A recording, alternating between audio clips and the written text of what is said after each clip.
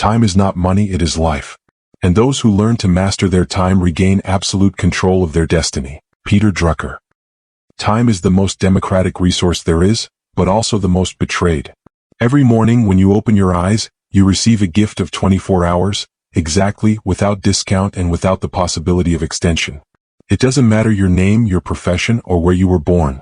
The millionaire who runs a corporation, the student fighting sleep to review notes, the worker who clocks in at 6 in the morning, and the artist who seeks inspiration until the wee hours of the morning, all, absolutely all, have before them the same capital, 24 clean and available hours.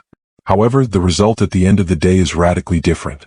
Some manage to build empires, others barely manage to put out fires, and many feel that the hours have vanished without a trace but exhaustion and frustration. The paradox of time is brutal. Never in human history have we had so many tools to save minutes, yet never have we been so busy and so distracted.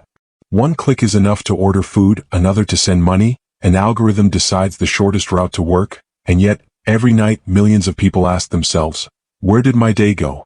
The answer is often unsettling. Time isn't lost, it's wasted. It's given over to trivialities, escapes in pointless conversations, spills over onto mesmerizing screens, and is consumed by worries that never materialize. And when consciousness awakens, the clock has already turned back. Think about it. Maybe you've planned a productive Sunday before. Get up early, read, exercise, organize your house. You promise yourself it will be different. But as soon as you pick up your phone to check notifications for a moment, an invisible current pulls you in. First it's a WhatsApp message, then a short TikTok video, then a YouTube recommendation. By the time you check the time, the morning is already gone. And the worst part, your mind feels overwhelmed as if you've accomplished a lot, when in reality you haven't done anything. That's the most common time trap, the illusion of activity without real progress. This phenomenon doesn't discriminate based on age or education level. The teenager who spends hours playing video games and forgets to study for the final exam, the young professional who checks their email 20 times an hour, the entrepreneur who attends unnecessary meetings because they're afraid to say no, even the stay-at-home mother who tries to do it all and ends up exhausted, all of them at some point during the day experience the same feeling.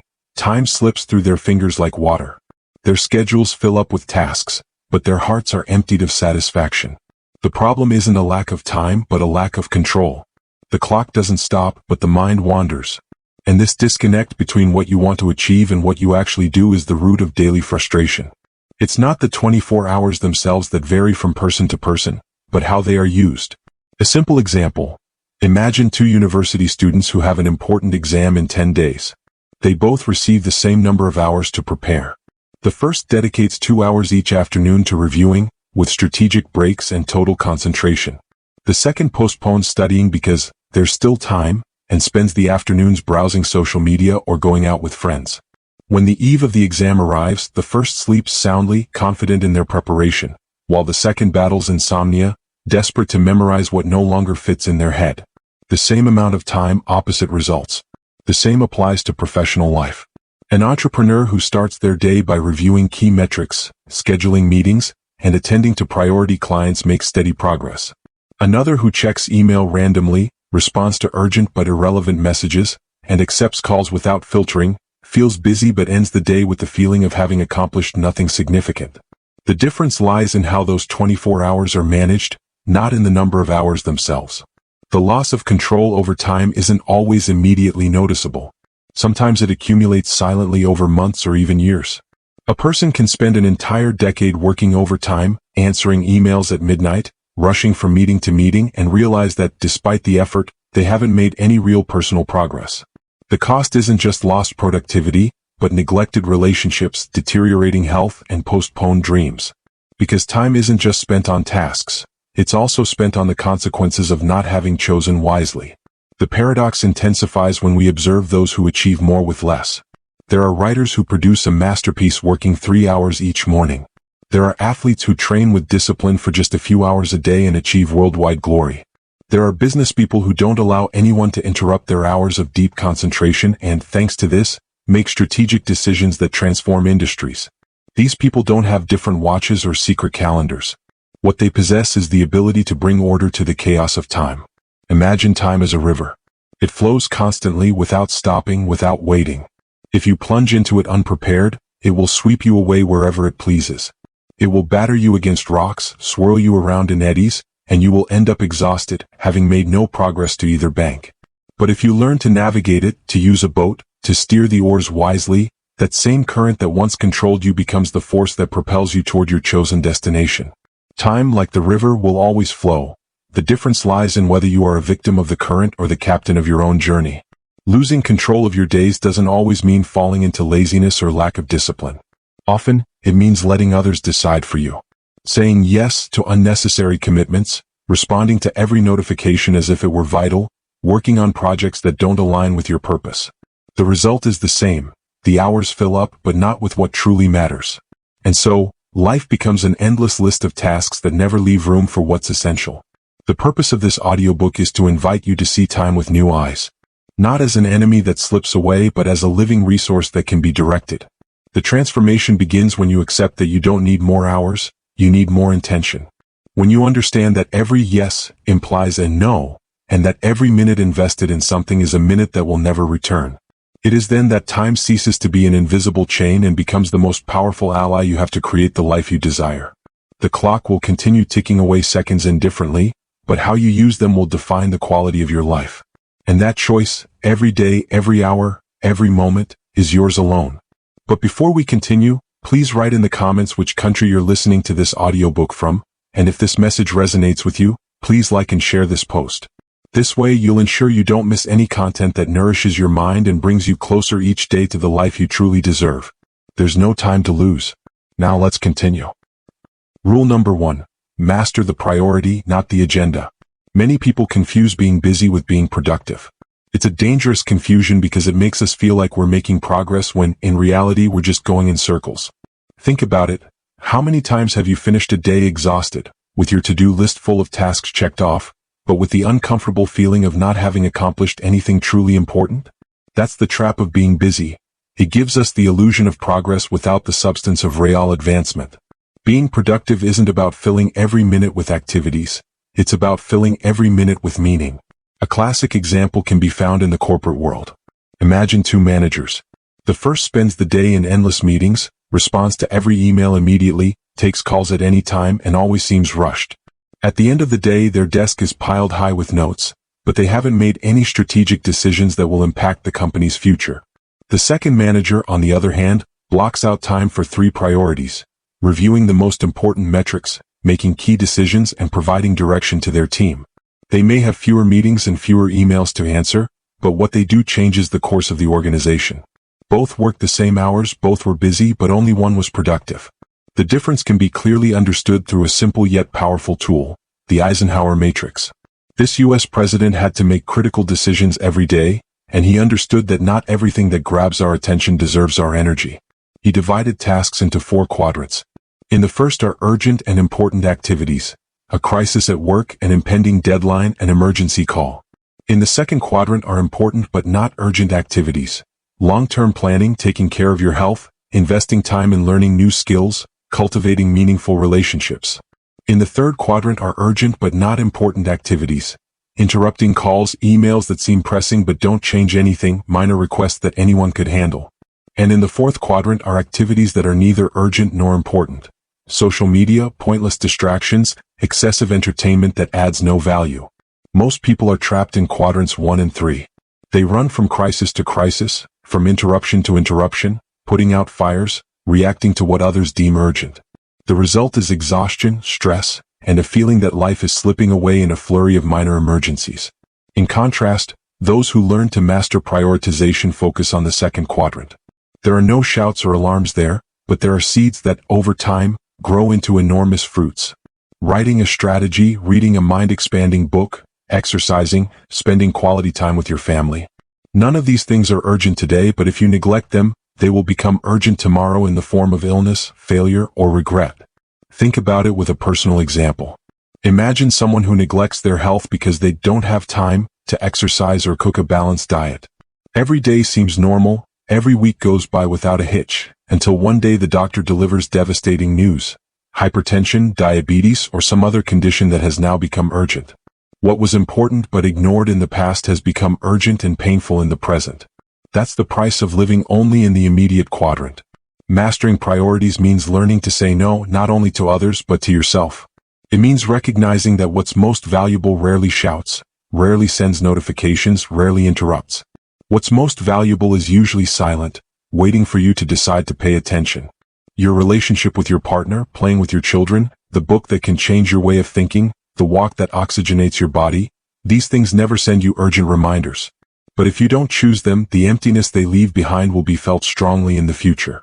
An inspiring example can be found in the writer Stephen Covey. In one of his lectures, he told the famous story of the large rocks. He took an empty jar and filled it to the brim with large rocks. Then he asked the audience if it was full, and many said yes. He then added gravel, which seeped into the gaps. He asked again, and some corrected him, "There's still room for more." He added sand and, finally, water. The message was simple yet profound. If you don't put the large rocks in first, you'll never have room for them. Life works the same way. If your days begin with the trivial, the essential will always be left out. Think about your own schedule. What percentage of your time do you dedicate to what will truly define your future? Perhaps the work that generates your highest income, the skill you need to master to grow, the relationship you want to strengthen. If you compare that to the time you spend checking notifications, engaging in irrelevant conversations, or consuming fleeting content, you'll notice the gap. Mastering prioritization means closing that gap. A practical example is that of a digital entrepreneur who starts each day with the rule of 3 priorities. Before opening email, before checking messages, he writes down in a notebook the 3 most important tasks that, if completed, will make the day a success. It doesn't matter if unexpected events arise, it doesn't matter if distractions appear. Those 3 become his guiding principles.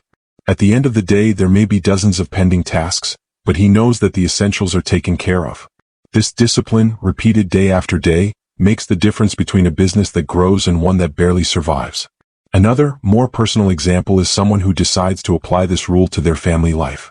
Instead of waiting for free time, they consciously schedule an hour each night for screen-free dinner with their family. Work may still be demanding, their schedule may be packed, but this priority is non-negotiable.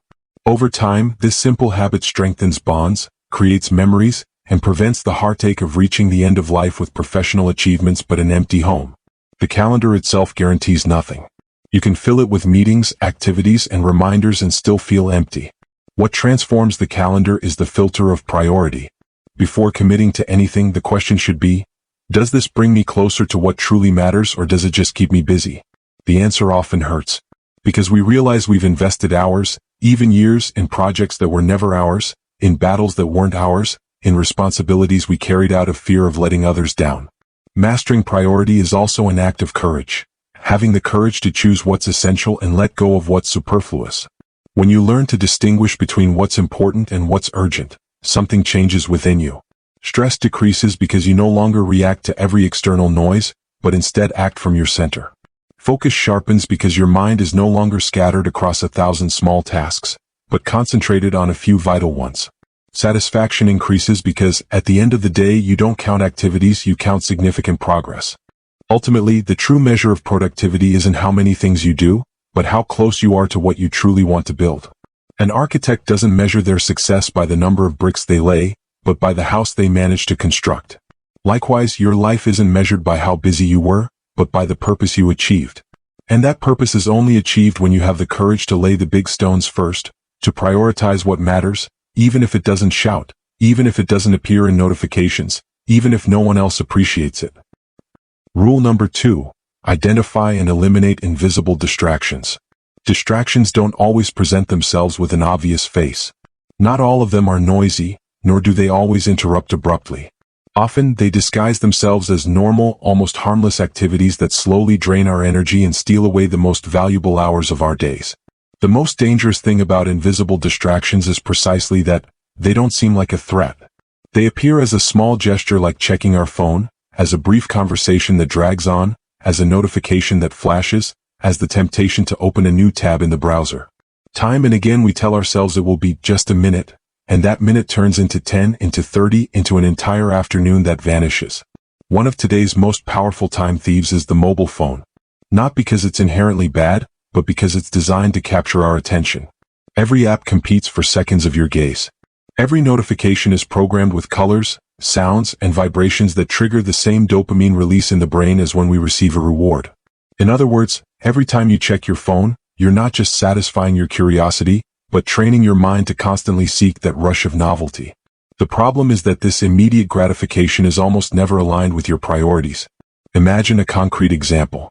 A person sits down to work on an important project that requires deep concentration, such as writing a strategic report. They decide to put on some background music and leave their phone face up on the desk. A few minutes later, a WhatsApp notification appears. Unable to ignore it, the mind unlocks the screen and checks the message.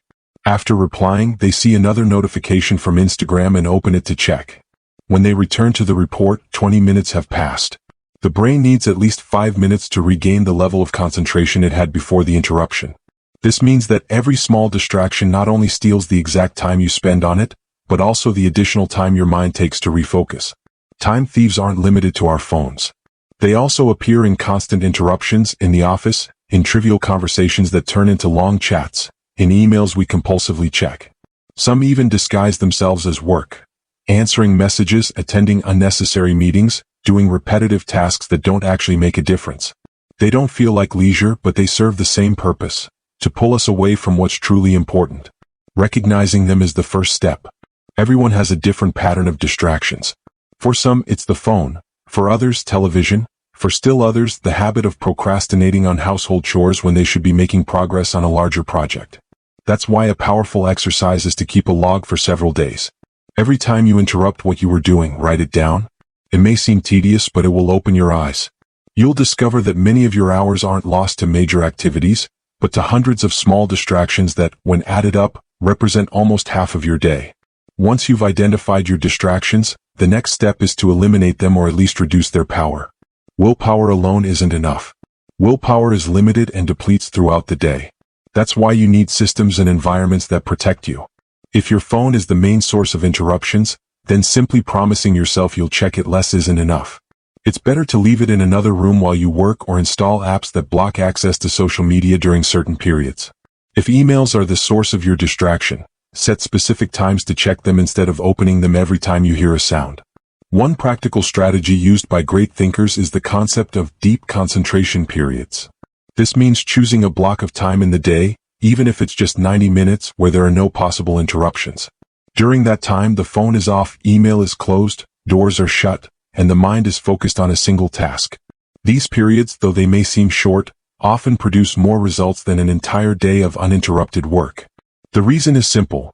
Deep concentration activates a state of flow, a moment when the mind becomes so immersed in the activity that time seems to disappear and productivity multiplies. Another invisible time thief is multitasking.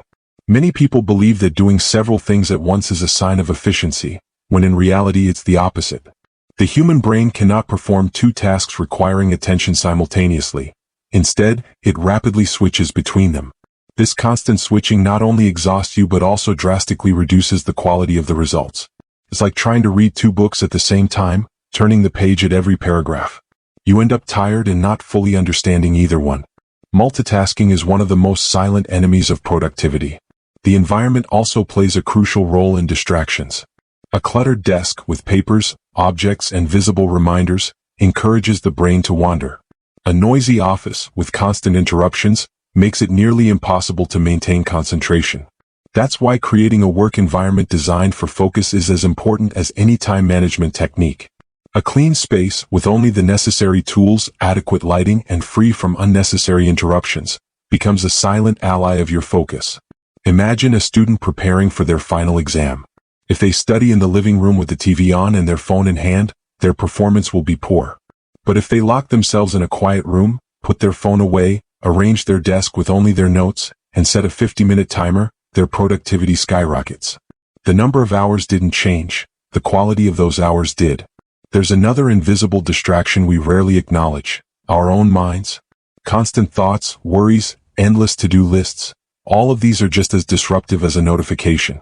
To combat this, a helpful practice is to keep a notebook handy and jot down any thoughts that interrupt your concentration. This way, the mind is freed because it knows the idea won't be lost and can return to the main task. This simple practice prevents thoughts from becoming an endless cycle of distraction. Ultimately, eliminating distractions isn't about living like a recluse, but about reclaiming control over what truly deserves your attention. It means designing your days so that what matters has real space without being crowded out by the trivial. Every time you turn off a notification, every time you close an unnecessary tab, every time you choose to dedicate an entire block of time to a single task, you're reclaiming minutes that would otherwise have been lost forever. Invisible distractions are like tiny cracks in a container. They don't seem to do any harm, but little by little they drain everything inside. And what that container holds is your life, your time, your energy. Identifying and eliminating them isn't a productivity whim. It's an act of respect for yourself and for what you want to build. Every hour you reclaim is an hour you can invest in what truly matters. Your projects, your relationships, your purpose. And that, more than any complex technique, is what completely transforms your relationship with time. Rule number 3, the power of time blocking. Time blocking is one of the most powerful tools available to transform how we live our days. Most people feel like time is slipping through their fingers, that there aren't enough hours, that the day is consumed by emails, meetings, calls, social media, or simply putting out fires that never seem to end. And yet, great leaders, entrepreneurs, scientists, athletes, and creative individuals have the same 24 hours as any of us. The difference lies in the fact that they don't allow chance or improvisation to dictate how they spend their time. They strategically design their day, blocking out specific time slots for each key activity. This technique isn't new, but it's surprising how few people apply it with discipline.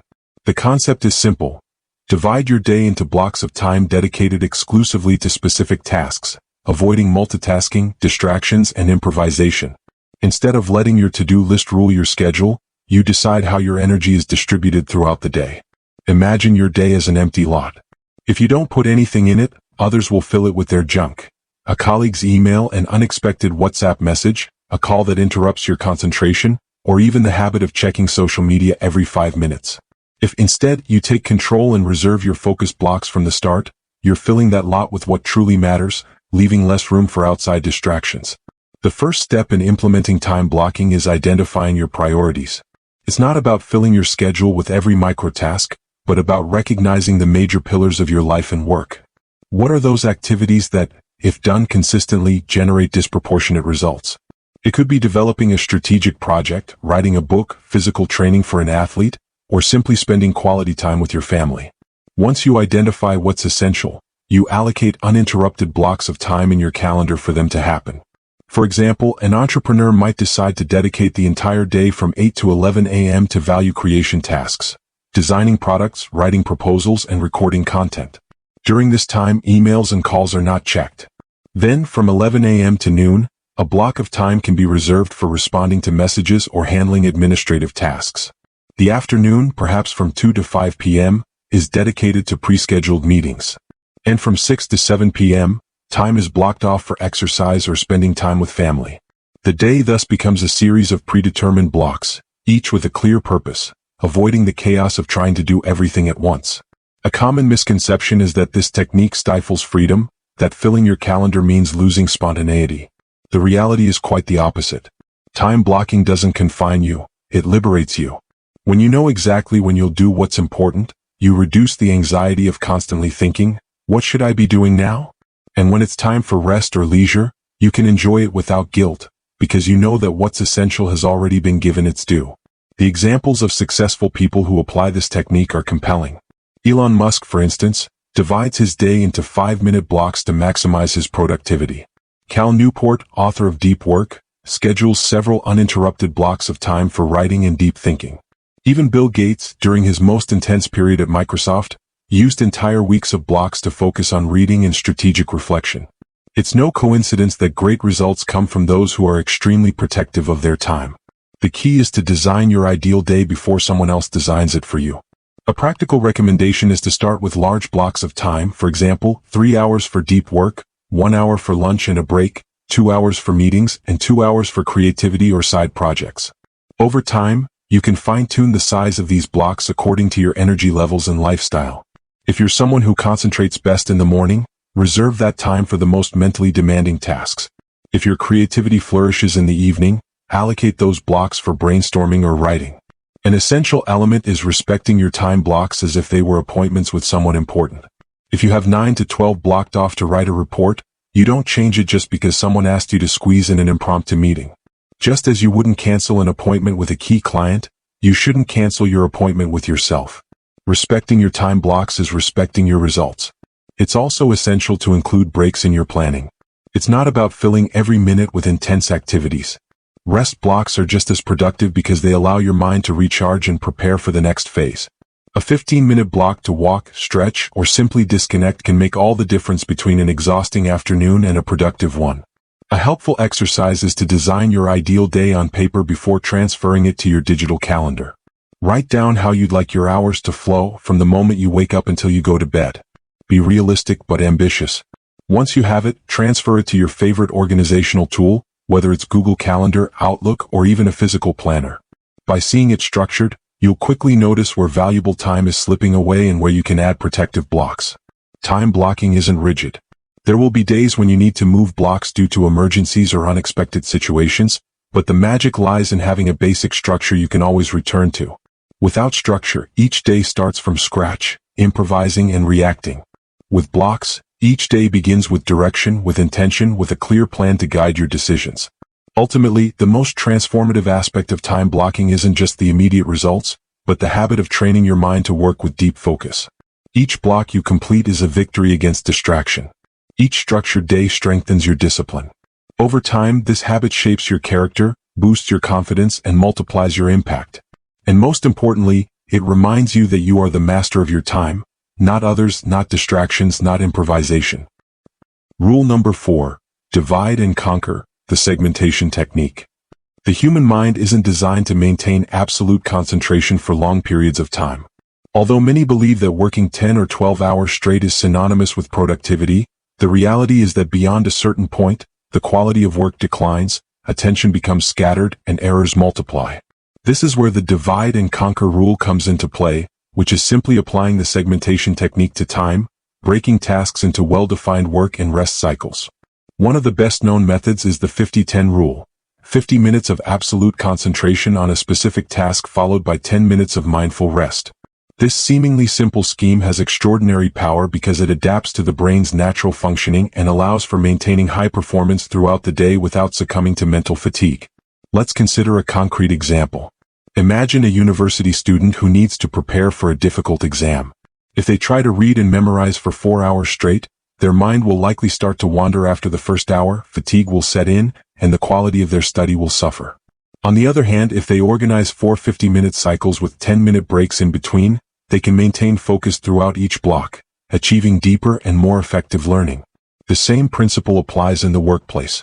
A programmer who divides their workday into 50-10 blocks will avoid cognitive overload, write code with fewer errors, and have more energy at the end of the day. The key is understanding that breaks aren't wasted time, but investments. Those 10 minutes are like service stations for the mind. They allow you to recharge, oxygenate your brain, and regain your focus. The biggest mistake is thinking that resting is a sign of weakness or laziness. Strategically resting is one of the best ways to boost productivity. Great athletes know this. No elite runner trains at peak capacity for hours without breaks because the body needs cycles. The brain works the same way. There are variations of the method that adapt to different work styles. The famous Pomodoro proposes 25-minute cycles with 5-minute breaks, ideal for those who are easily distracted or are just beginning to train their focus. Others prefer 90/20 intervals, especially for high-level creative tasks that require greater immersion. The important thing is not to follow a rigid formula, but to experiment with different combinations until you find the one that best suits your energy level and habits. To avoid mental fatigue, it's crucial to maintain absolute focus on a single task during work cycles. If you check your email 3 times, reply to a message, and look at your phone notifications during those 50 minutes, you're just deceiving your mind. A break only works when the preceding work has been deep and focused. And when it's time to pause, it's advisable to get up, move around, stretch, drink water, or even practice a few minutes of mindful breathing. Checking social media or staring at another screen is rarely a real break. It's simply a change of stimulus that doesn't allow the brain to recover. A practical exercise you can start implementing today is to design your day with a specific number of cycles based on your capacity. For example, aim to complete 6 50-10 cycles throughout the day. That's equivalent to 5 hours of deep work, interspersed with breaks totaling an additional hour. Although it may seem like a short time, those 5 hours of real focus far surpass a haphazard 10-hour workday filled with interruptions and distractions. At the end of the day, you'll have produced more and feel less exhausted. Another powerful aspect of this technique is that it trains self-discipline. Knowing you only have 50 minutes to make progress on a task creates a sense of positive urgency. You avoid procrastination and are less likely to fall into the trap of thinking, "I have all afternoon to do it." It's similar to an athlete who knows they have a limited time on the track. They concentrate fully because they understand that the window is short and precious. This sense of urgency, consciously channeled, becomes an ally in overcoming procrastination. Over time, the segmentation technique also helps you gauge your personal energy levels. Some will find that after 4 or 5 intense cycles they need a longer break, perhaps 30 minutes or an hour, to eat, walk, or disconnect. Others will find they can sustain up to 8 or 9 cycles in a day if they space out their breaks well. Personalization is key. We don't all have the same mental stamina, but we can all train it like a muscle that gets stronger with practice. A practical tip for implementing segmentation is to use a visible timer. This could be a computer application, a physical clock on your desk, or even a simple stopwatch. The important thing is to have a constant reminder that you're in a cycle and that you shouldn't interrupt it with secondary tasks. This external cue acts as a guardian, protecting your focus. It also helps to keep track of how many complete cycles you achieve each day. This metric becomes a true indicator of productivity, much more valuable than simply measuring how many hours you were busy. Imagine what your life would be like if you accumulated at least 4 or 5 hours of truly focused, distraction-free work each day, interspersed with restorative breaks. Think about the projects you could complete, the skills you could master, the books you could write, the businesses you could grow. The divide and conquer technique isn't just a productivity strategy. It's a radical shift in how you relate to your energy and time. You stop fighting fatigue and start working with your biology, not against it. With the habit of segmenting, work becomes a natural flow, almost like a dance between focus and rest, between tension and relaxation. And when you adopt that rhythm, productivity ceases to be an exhausting effort and begins to feel like a sustainable pace, where every day adds up and no day leaves you empty. It's the perfect balance between demanding work and recovering, between giving your best and recharging to give it again. Rule number 5, the 80-20 rule, Pareto principle. The Pareto principle, also known as the 80-20 rule, is one of those truths that changes the way we perceive life and work. This law, originally formulated by the Italian economist Vilfredo Pareto, observes that in many phenomena, approximately 80% of the results come from only 20% of the causes. In practical terms, it means that a minority of our actions, decisions, or efforts generate the majority of the benefits.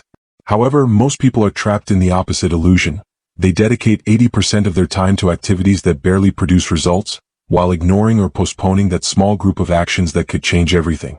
Applying the 80-20 rule to time management means having the courage to question how you spend your daily hours and what return you get from them.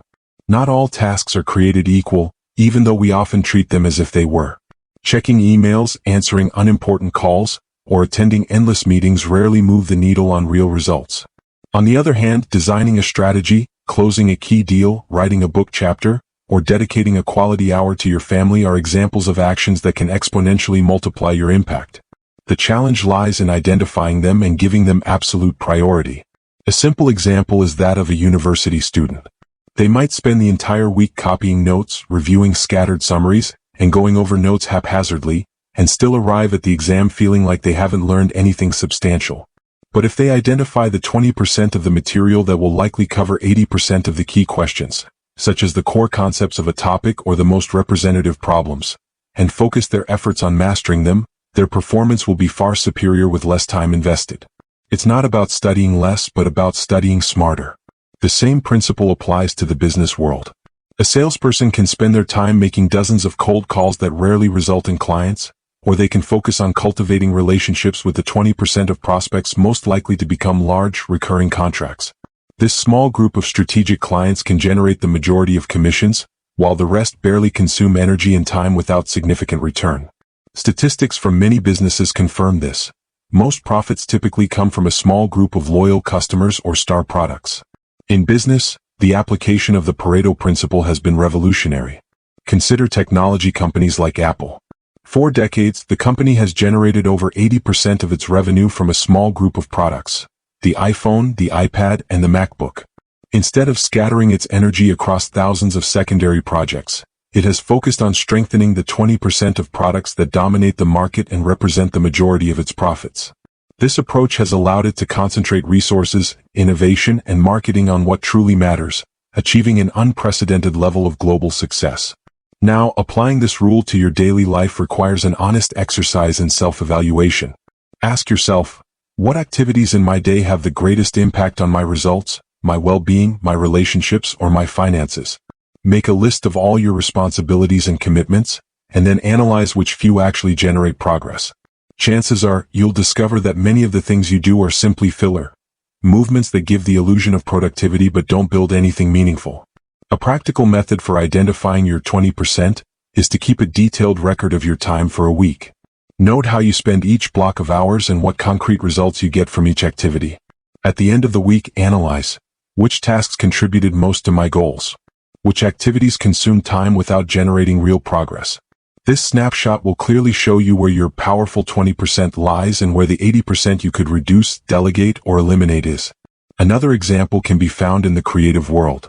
A writer might spend hours revising minor stylistic details in secondary chapters, only to discover that the emotional impact of their book is concentrated in a few key scenes. If they dedicate most of their energy to perfecting those scenes, the result will be far more powerful than if they spread the same effort across the entire manuscript. Similarly, a musician might find that their income and career success depend primarily on a handful of songs that deeply resonate with their audience. That's the essence of the 80-20 rule. Understanding that not all notes, not all chapters, not all clients are created equal. The challenge lies in accepting that 80% of what we do may be irrelevant or low impact. This truth can be uncomfortable because it means relinquishing the illusion of being busy and acknowledging that many of our hours are spent on low-value activities. But when we become aware of this, we gain the power to redesign our priorities. True productivity isn't about doing more things, it's about doing more of the right things. Applying the 80-20 rule also has a liberating effect. When you realize that true progress comes from a small group of activities, you stop obsessing over filling every minute with tasks. You learn to say no to commitments that don't add value, to eliminate side projects that only scatter your energy, and to invest wholeheartedly in what generates disproportionate results. This approach not only increases your effectiveness but also reduces stress because you no longer carry the pressure of doing everything, but rather the responsibility of doing what's essential. A final example can be found in personal life. In a romantic relationship or with family, not all interactions carry the same weight.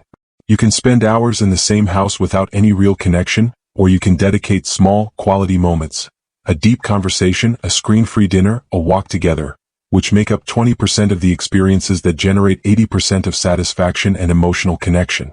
Understanding this transforms not only your productivity but also how you live and enjoy what truly matters. The 80-20 rule is a powerful reminder that life's impact is uneven. A few decisions, a few actions, a few relationships, a few ideas are what determine most of our results. The challenge isn't to do more, but to clearly identify that small set of accelerators and multiply our focus on them.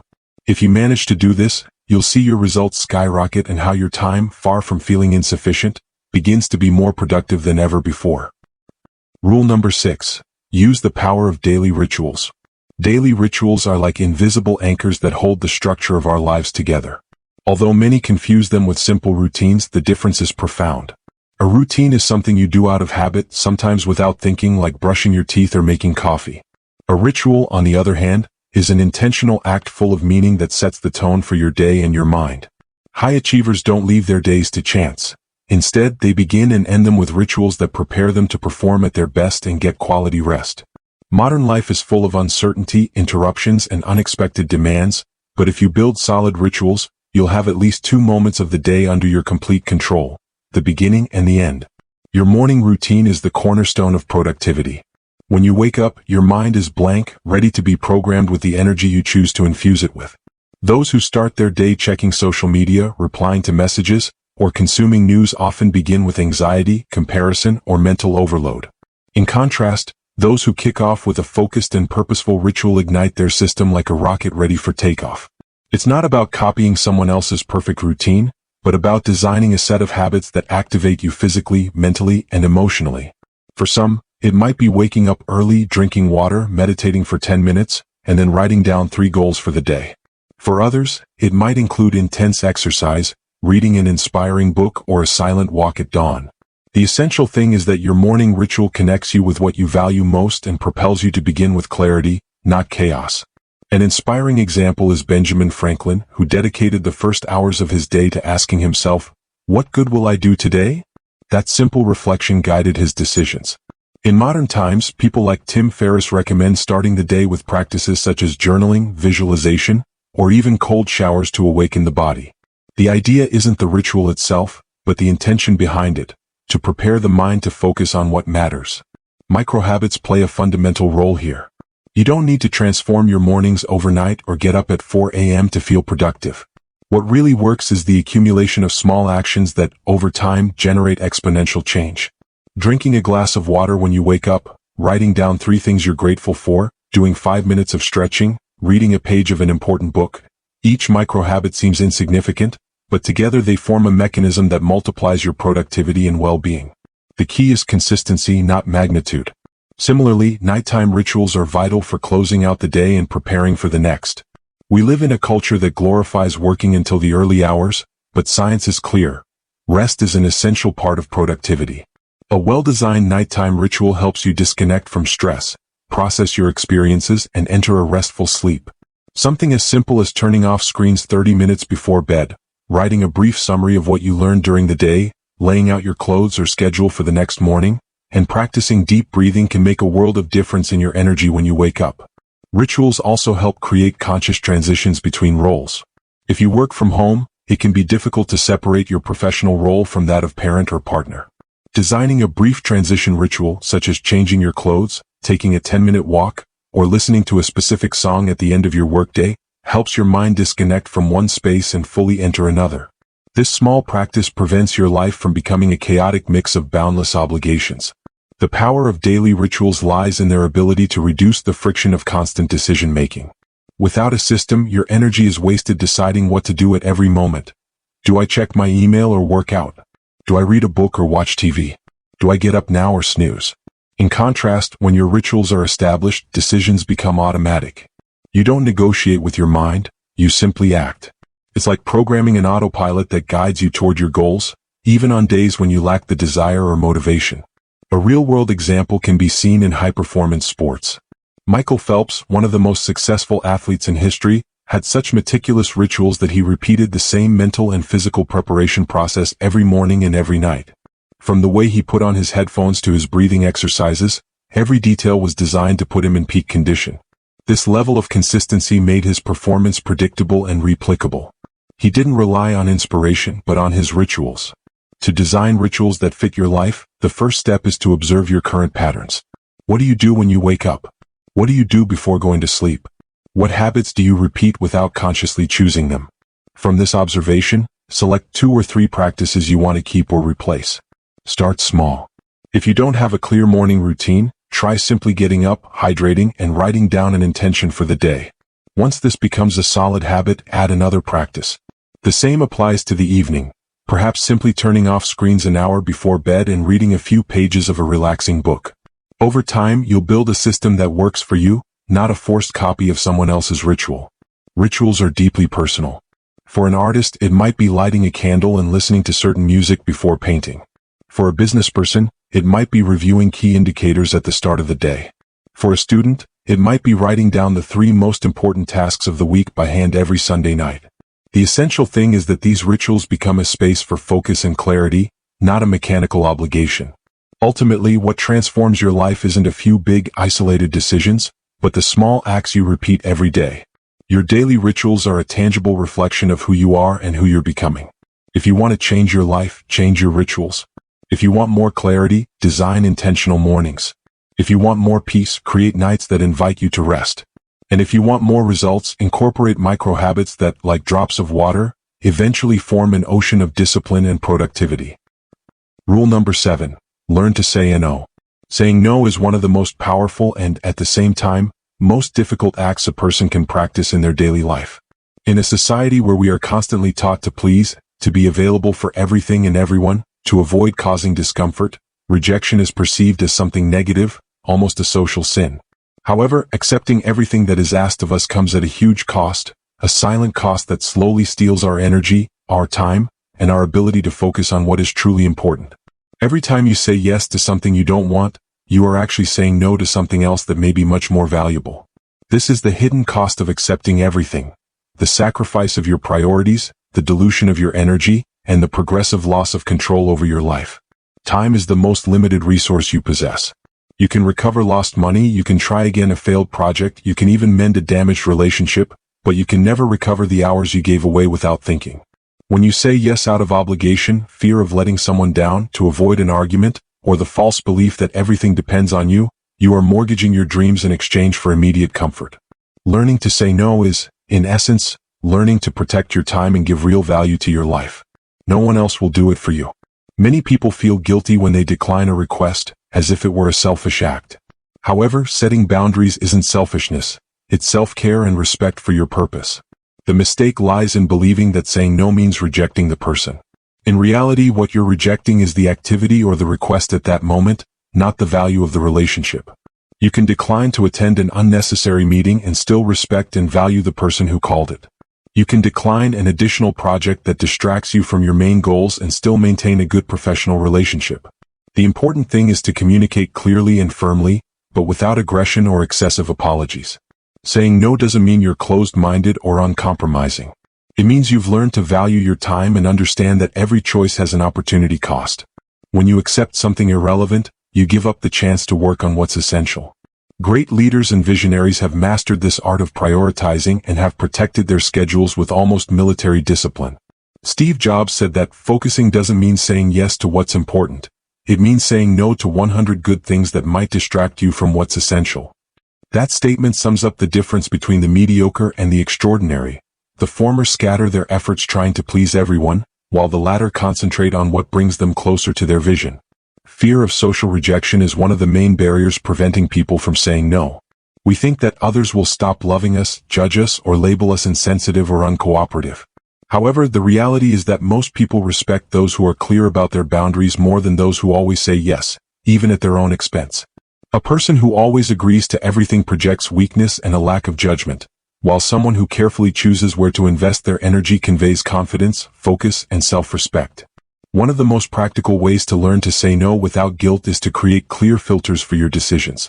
Before accepting a commitment, ask yourself, does this bring me closer to my main goals? Is it consistent with my values? Do I really have the time and energy to do it well? If the answer is no, then your answer should also be no. This quick reflection helps you make more aligned decisions and gives you the strength to reject what doesn't serve you. There are different ways to say no that don't create unnecessary conflict. For example, instead of giving long explanations, you can use simple and respectful phrases. Thank you for thinking of me, but I can't commit to that right now. I really appreciate it, but my focus is on other priorities. I would love to be able to, but it's not possible at the moment. These responses clearly state your boundaries without sounding rude or closed-minded. Remember that you don't have to justify all your decisions. Your time is yours, and you is not a valid statement in itself. The leaders we admire often stand out not only for what they do, but for what they choose not to do. Warren Buffett, one of the most successful investors of all time, has said that the difference between really successful people and moderately successful people is that the former say no almost all the time. This discipline in protecting his attention and filtering opportunities has led him to focus solely on investments he truly understands and that contribute to his long-term strategy. Another example is Oprah Winfrey, who confessed that for many years she said yes to too many things for fear of disappointing others, until she realized she was living a life that wasn't truly her own. She learned to say no with love, but with firmness, and that change was key to her being able to focus on the projects that have had the greatest impact on her career. Her success didn't come from doing everything but from choosing wisely. It's also worth remembering that saying no doesn't always mean an outright rejection. Sometimes it might simply mean not right now. You can show your willingness to offer support later when you truly have the space without compromising your present. The key is not to commit to what you can't sustain in the moment. That way you protect your energy without closing the door to the future. At first, saying no might feel awkward because it breaks old habits of compliance. But like any skill, it improves with practice. The more you do it, the more natural it becomes and the less guilt you feel. Over time, you discover that saying no is actually a gift. It allows you to say yes more forcefully and with greater conviction to what truly matters. Your life begins to simplify, your mind clears, and your energy multiplies because you stop wasting it on distractions. The key to setting boundaries without guilt lies in recognizing that you can't be everywhere or do everything. Every yes you give is a piece of your life you surrender. Do you want to give your life to what others expect of you, or do you want to invest it in what truly motivates you? This question is brutal in its simplicity, but it can completely change the way you act. Great leaders have understood this. It's not about being selfish, but about being selective.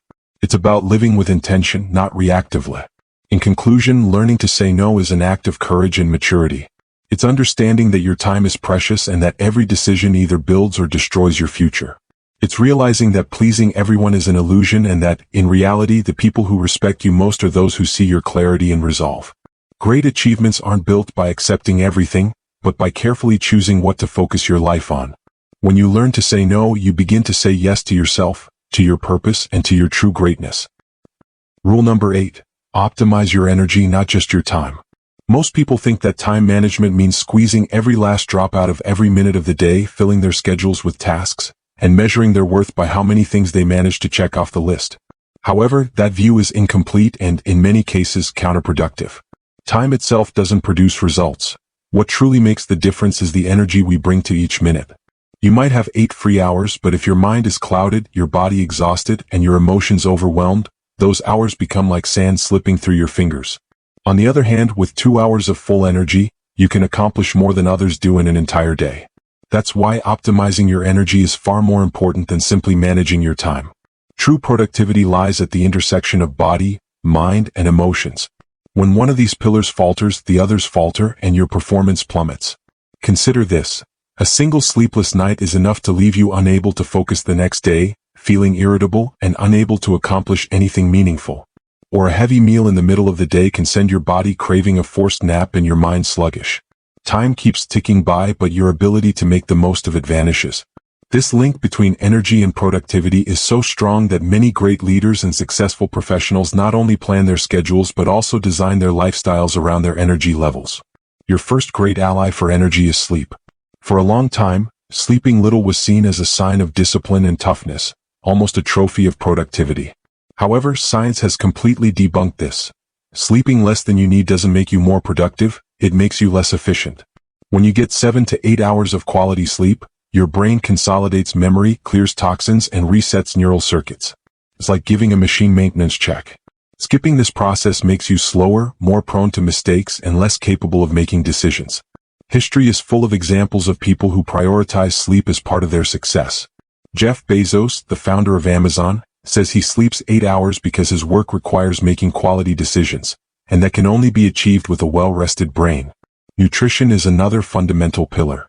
Everything you eat not only nourishes your body but also influences your mind. A diet high in sugar and processed foods causes energy spikes followed by brutal crashes, creating a cycle of highs and lows that destroys your ability to stay focused.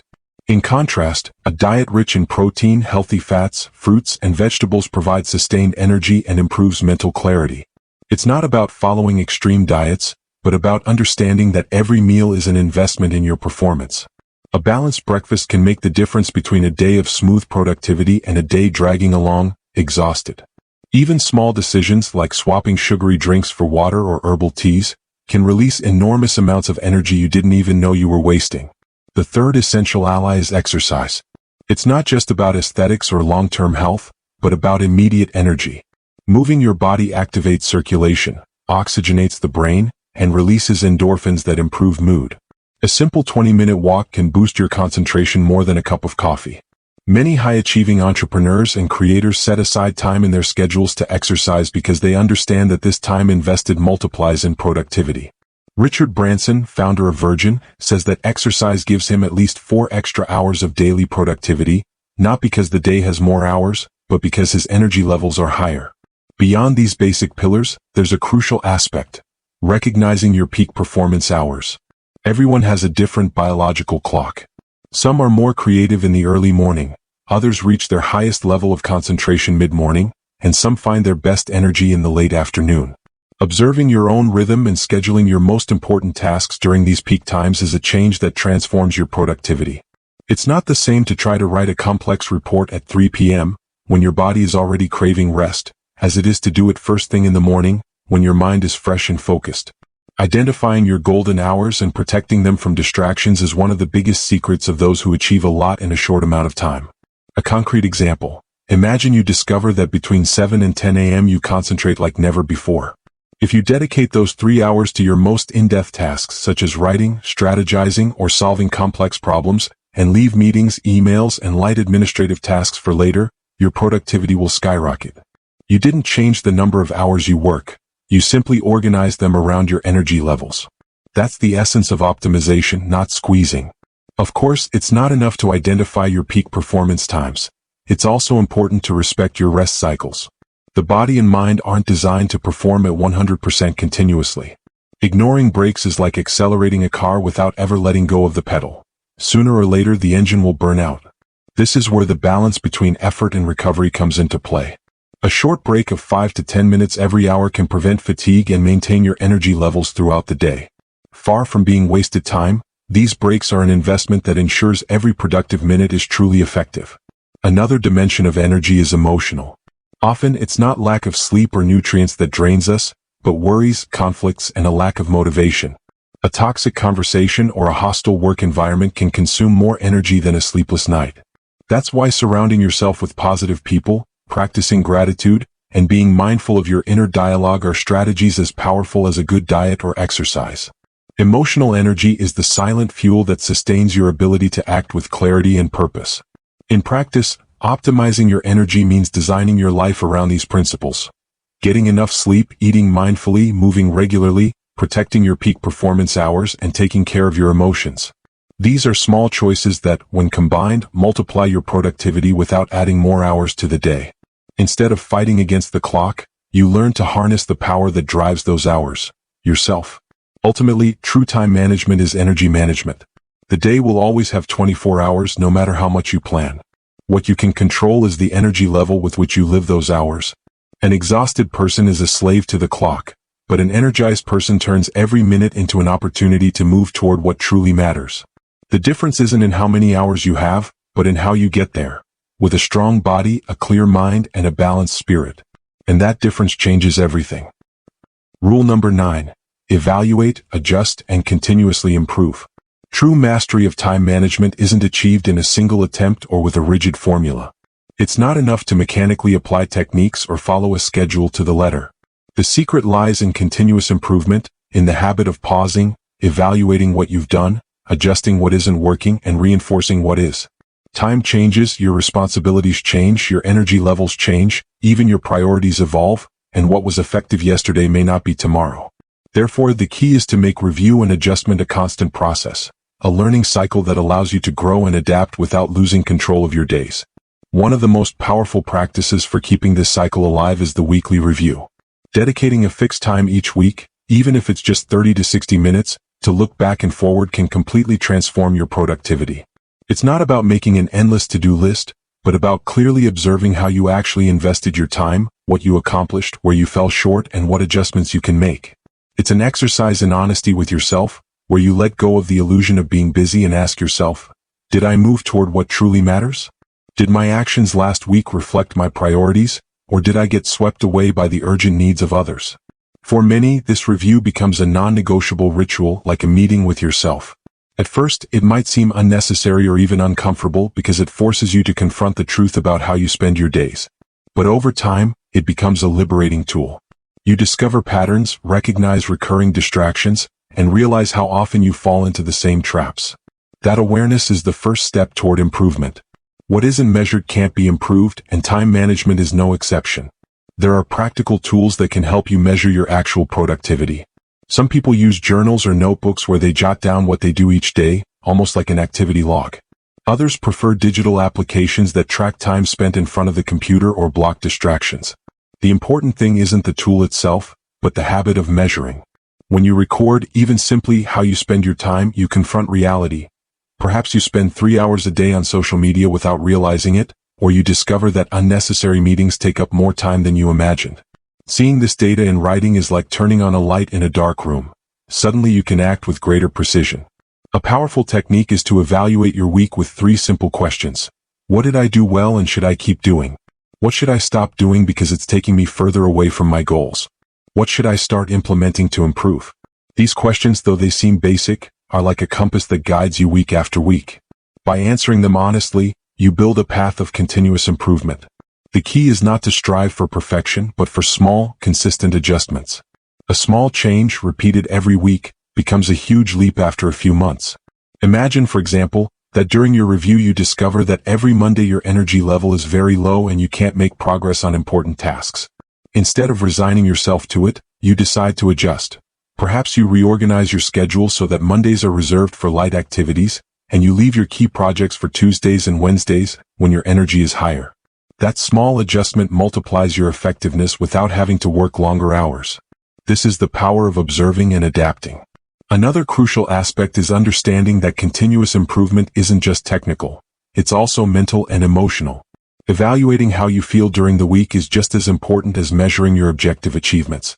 Asking yourself if you're enjoying the process, if you feel a balance between work and rest, and if your motivation level is high or low, gives you clues about the changes you need to make.